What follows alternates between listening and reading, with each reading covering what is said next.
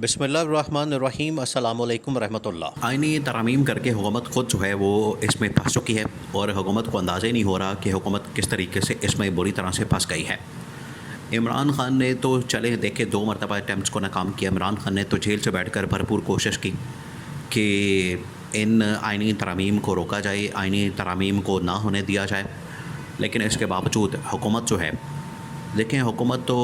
خود اپنے جال کے اندر، اپنے شکنجے کے اندر پھنستی چلی جا رہی ہے اور ایسی دلدل کے اندر جا رہی ہے کہ وہاں سے نکلنا حکومت کا بڑا مشکل ہو جانا ہے۔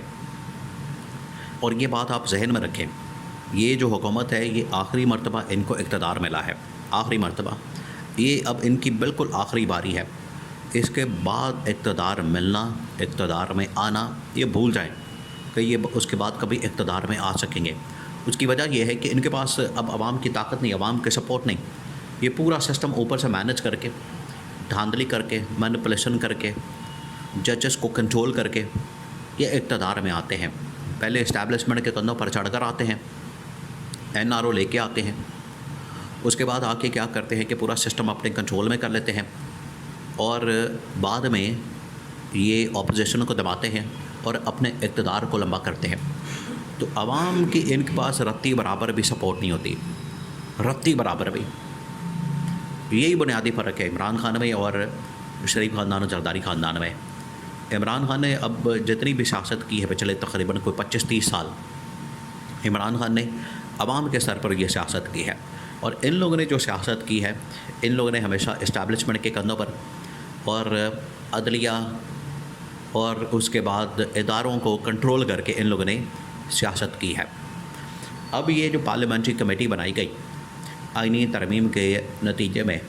کیونکہ چیف جسٹس کی تعیناتی اور ججز کی تعیناتی ٹوٹل جو ہے اس کا کنٹرول اب پارلیمنٹری کمیٹی کے پاس آ چکا ہے، اس کے اندر بھی ان لوگوں نے واردات ڈالی۔ واردات ان لوگوں نے یہ ڈالی کہ وہاں پر بھی اب 2/3 میجورٹی چاہیے۔ یہ جو پارلیمنٹ کی کمیٹی بنائی گئی ہے جس کے اندر یہ نون لیگ کے لوگ شامل ہیں، پیپلز پارٹی کے لوگ شامل ہیں، انہوں نے یہاں بھی واردات ڈالی۔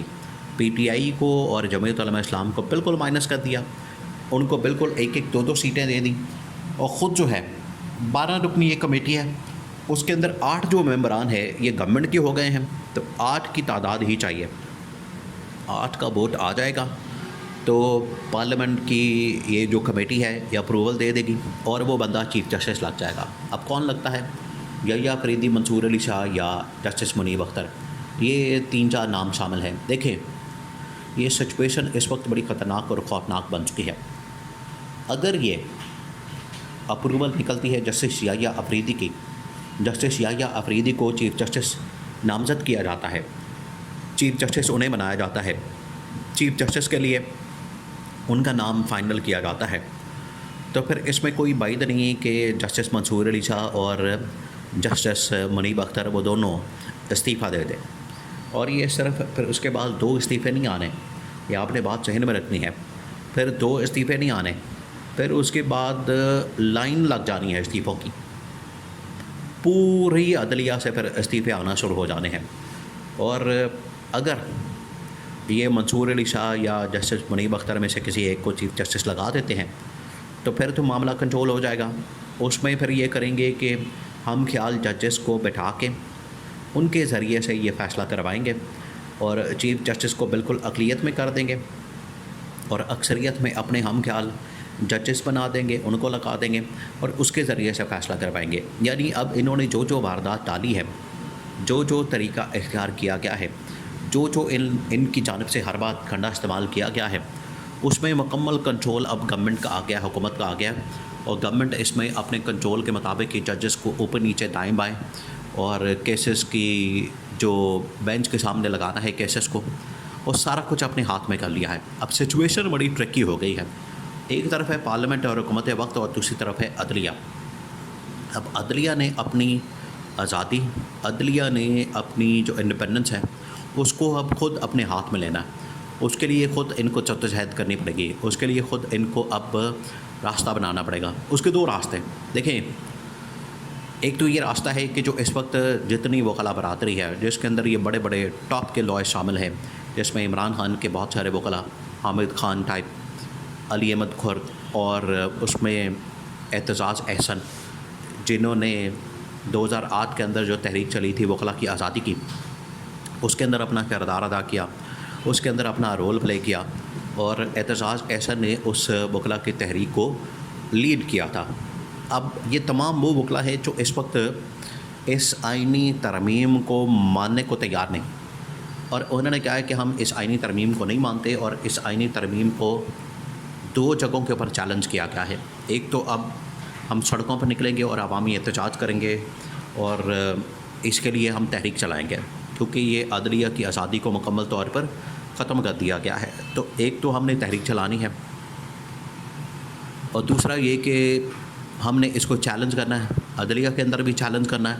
عوام کے اندر بھی چیلنج کرنا ہے، اور ہم یہ کر کے دکھائیں گے جیسے ہم نے 2008 کے اندر اس تحریک کو کامیاب کیا تھا، اس مرتبہ بھی ہم اس تحریک کو کامیاب کریں گے۔ تو عمران خان کی تو ویسے ہی ان کو سپورٹ حاصل ہے۔ عمران خان نے تو ویسے ہی کہا ہوا ہے کہ یہ جو